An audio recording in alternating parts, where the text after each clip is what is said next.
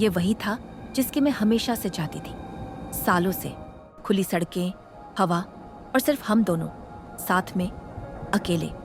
कसम से उस दिन सड़कें पहले कभी इतनी सुंदर नहीं लगी थी। उस पल मुझे लगा, काश यह सफर कभी खत्म ना हो।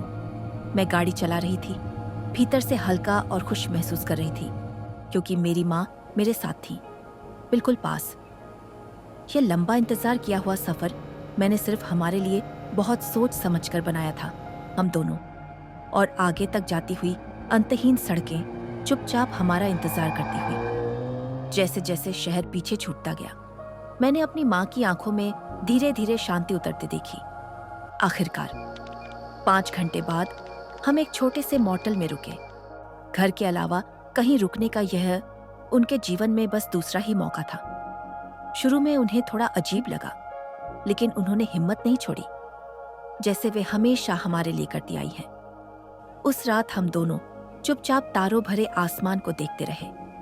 अचानक एक टूटता हुआ तारा हमारे ऊपर से गुजरा, चमकता हुआ। मैंने मन ही मन उनकी सेहत और खुशी की दुआ मांगी और अपनी जिंदगी की सबसे शांत रातों में से एक में सो गई। मेरी माँ हमेशा से मजबूत रही है। बिना थके हमारे पास जो कुछ भी था वह सब उन्हीं के हाथों से आया। वह अकेली ही हमारी माँ भी थी और पिता भी। हर दिन बिना चूके हमारे स्कूल के बाहर हमारा इंतजार करती थी। हम बड़े हो गए, समय बीतता गया, लेकिन उन्होंने कभी हमारा ख्याल रखना नहीं छोड़ा, हमेशा पास रही।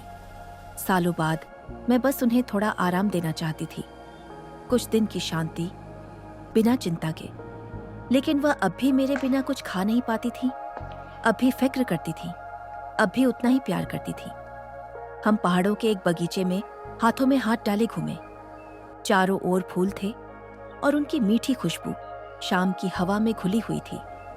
मेरा मन हुआ जमीन पर लेटकर चुपचाप अपने पिता को याद करें, वे पल जो शहर की भागदौड़ में हमें कभी मिल ही नहीं पाए।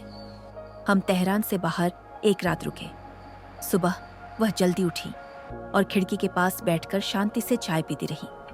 अगले दिन हम घर लौट आए।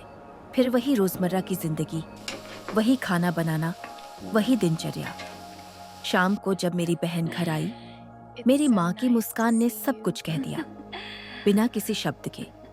मैंने कुछ बहुत बड़ा नहीं किया, बस इतना चाहती हूँ कि मेरी माँ हमेशा सच में खुश रहे।